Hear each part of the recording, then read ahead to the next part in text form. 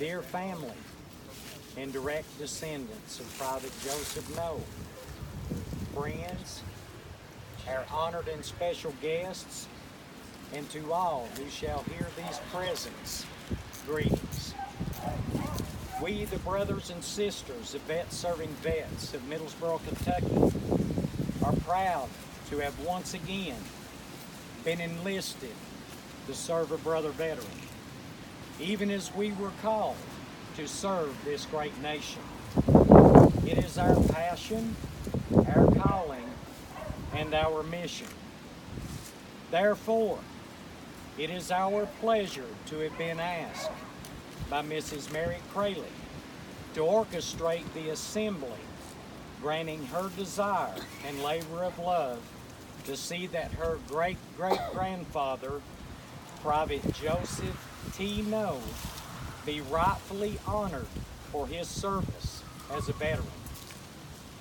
It is with grateful appreciation that we stand united with the sons of Confederate veterans to fulfill her wishes. We salute all and give heartfelt thanks to everyone who has made this event possible. If you will, join us in an invocation to these proceedings.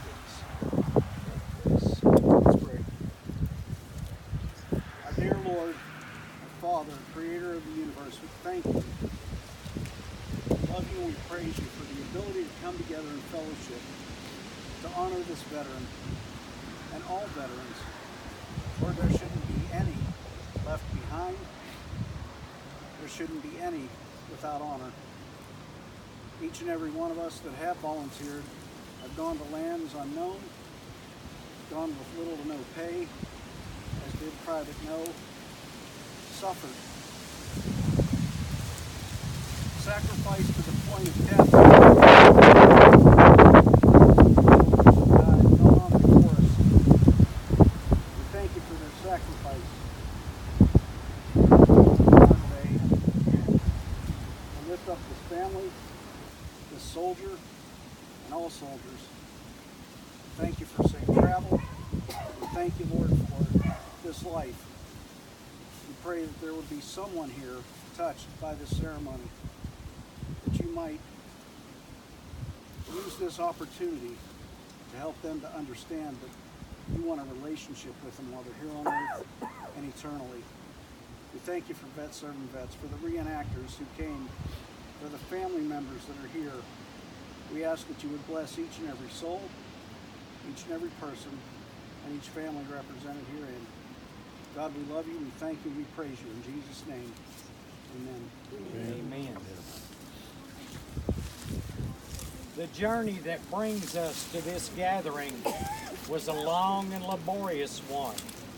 It bears sharing the measures taken by many dedicated people that has led us to this day. I present you Mr. J. Steele, who was instrumental in assisting Mary in bringing this day to fruition.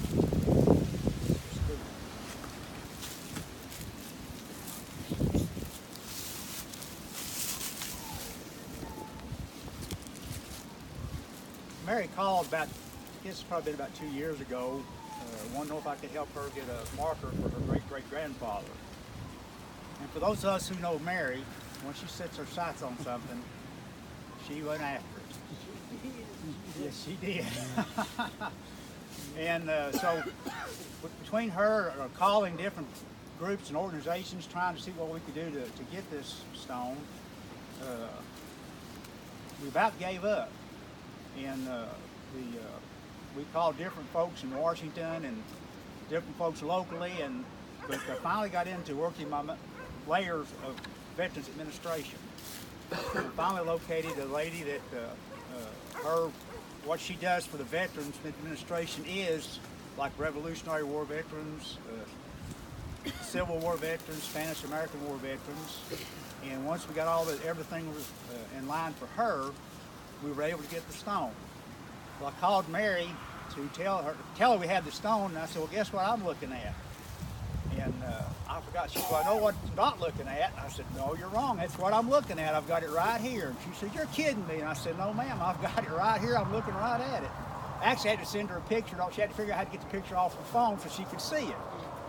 And so that really thrilled us. And she was trying to do some other things. She was trying to get some other things done in recognition of her family and her great-great-grandfather. And unfortunately, cancer reared its head, and Mary had our battle of her own to really fight hard for. And as you know, she's a fighter, but today she's in a better place than we are. But she dearly loved her family, she loved her community, and she was if she was your friend, you had a friend. And I'm honored today to be here today. I want to tell you, Doug Bayless was in the heart. We haven't done this sooner because Mary was trying to get other things done to recognize her grandfather and founder of No Town and things like that. So then once she became sick, I saw Doug Bayless in the hardware store there in Pineville, and I knew he was with Veterans Serving Veterans. And I talked to him a little bit about what we were trying to do, and a couple more talks with him, and the Veterans Serving Veterans today made this possible. If it had not been for this organization stepping forward like they have, and like Doug said, regardless of when he was or where he served or what he did, he's an American veteran. And today they've come to honor a fellow veteran, a fellow patriot of our great nations, because of people like the Vet Serving Vets, that we live in the greatest free country in the world. And I'm glad to see that they stepped up to help their fellow veterans, because unfortunately sometimes our government seems to neglect our veterans. That's my personal opinion. I want to thank them for doing what they've done today. Without them, without the Son of the Confederacy, this would not have happened. I'm only sorry that Mary, although she's looking down from heaven, the sunbeam just popped out. Mary's looking down to see what's going on today. And thank you all so very much for being here to honor her and her family. Thank you all.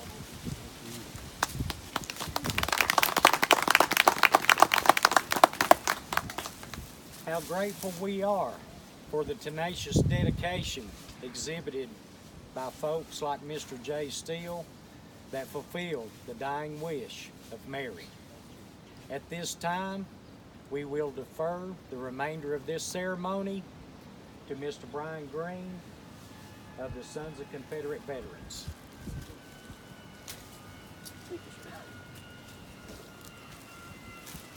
Good morning. It's always a pleasure to have a dedication ceremony for a veteran, whether he's a Confederate veteran, a Union veteran, or in the case of my brother, an Air Force veteran.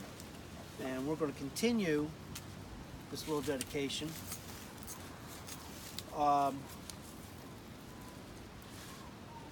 Just a brief ceremony.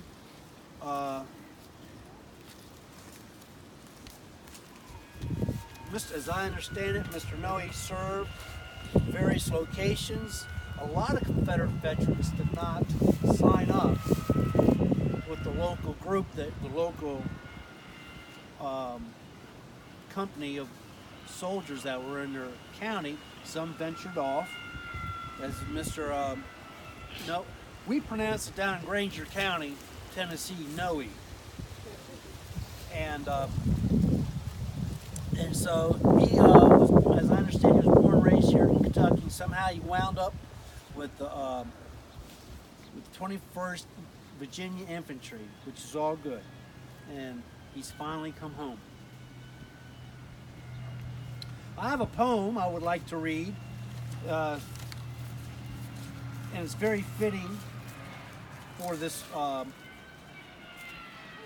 ceremony. It's called The Soldier's Grave. Tread lightly, 'tis the soldier's grave. A lonely mossy mound, and yet two hearts like mine and thine, it should be holy ground. Speak softly, let no careless laugh, no idle thoughtless jest, escape your lips where sweetly sleeps the hero in his rest. For him no reveille will beat when the morning beams shall come. For him at night no tattoo rolls. It thunders from the drum. Tread lightly, for a man bequeathed, ere laid beneath this sod, his ashes to his native land, his gallant soul to God. We have some floral arrangements we would like to present from the ladies of the United Daughters of the Confederacy. And Miss Karen, did you bring your wreath? Right here. Okay, the first wreath will be from the Sam Davis chapter of the United Daughters of the Confederacy. Here, let me help you.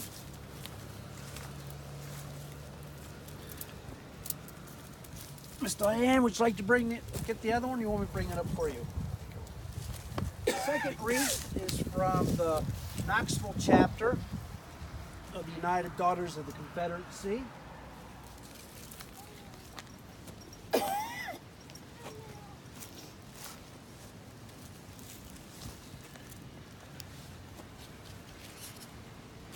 And who belongs to this third wreath? I believe that belongs to the organization, Veterans Helping Veterans. Would someone like to bring it up and present it?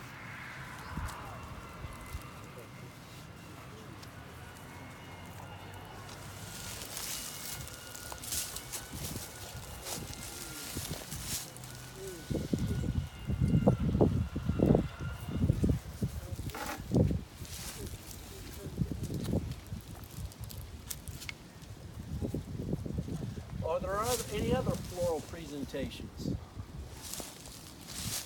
If not, we'll continue the service with a rifle salute, taps, and then benediction. Yes, ma'am. We have a UDC ritual that they Oh, I am so sorry, ma'am. Please. Then we'll do the rifle salute and tap. Thank you, Brian. I'm Karen Gibson. I'm the president of the Sam Davis chapter of the United Daughters of the Confederacy. And we have 3 members here. Diane Green is a member of the Knoxville 89, and Phyllis Perky is in the Sam Davis. Officially, I've requested. Yes, yes. So we have really 3 members of Sam Davis. And we are honored to be a part of this service and to honor Private No. Nothing is ended until it is forgotten. That which is held in memory still endures and is real. We are grateful for the records of the past which bring inspiration and courage. We are appreciative of the lessons taught by memorials to events and deeds of long ago. We pray that our lives may always be patterned to give such devotion and service as did our forefathers of this great Southland. We, the members of Sam Davis 410, United Daughters of the Confederacy, now dedicate this marker in grateful service of the noble service of Joseph No, a Confederate hero. May this marker be blessed. May it remind all of the noble deeds of this Confederate hero, but of the continuing need for unselfish service. From this moment of dedication, we trust that there may become inspiration for broader vision and finer service. And Phyllis will, she's our chaplain, and she will lead us in prayer.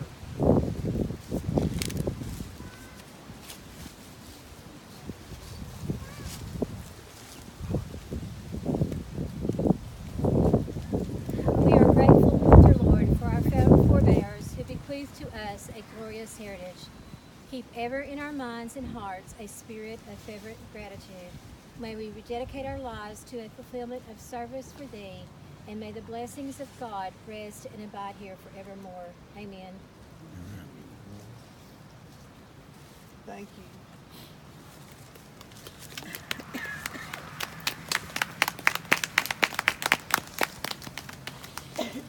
It's stuck. Okay.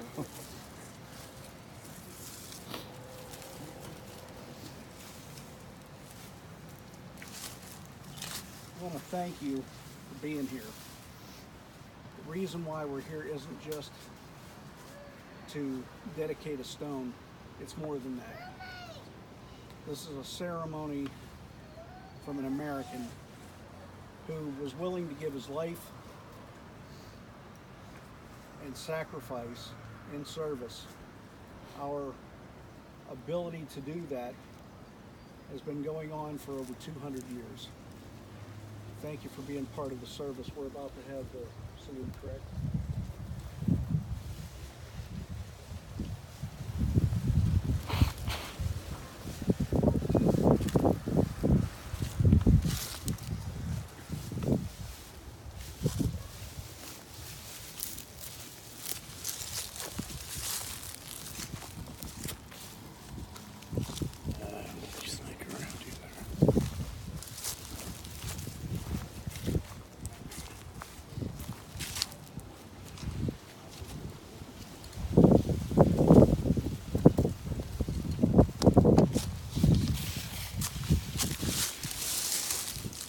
Veterans, please stand at attention. Present. Hunt.